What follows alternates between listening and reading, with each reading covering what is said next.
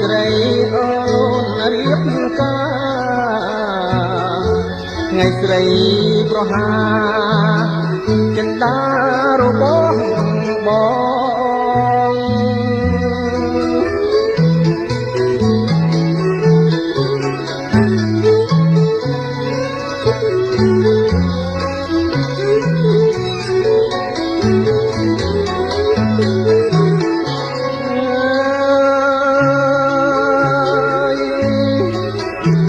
មិននឹកស្មា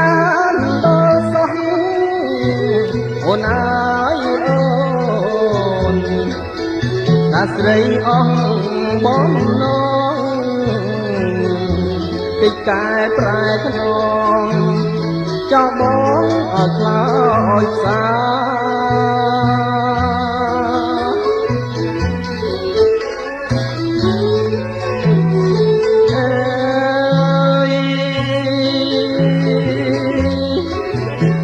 តែប្រងបងខុសអ្វីអូនអើយអូនលេចស្រីមិនងាចាក្បត់ចិត្តសង្សារទៅរៀបការគូថ្មី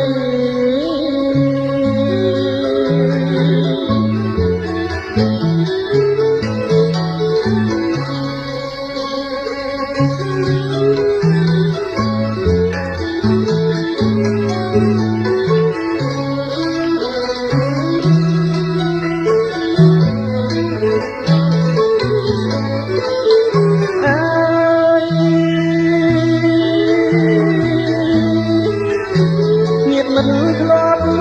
រាប់អានអូនអើយអូន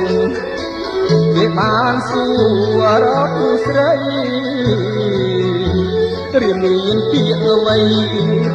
ឆ្លើយតបសំដីគេ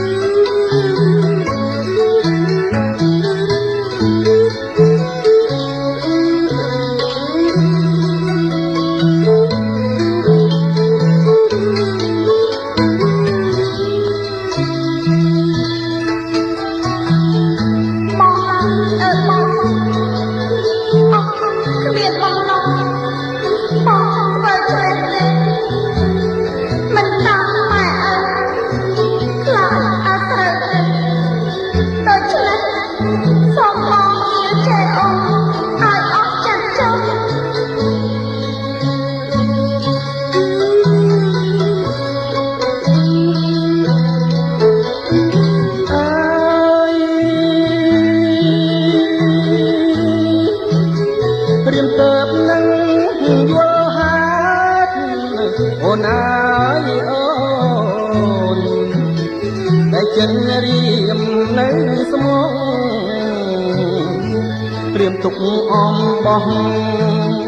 ចងដៃស្រីស្រស់ស្មួន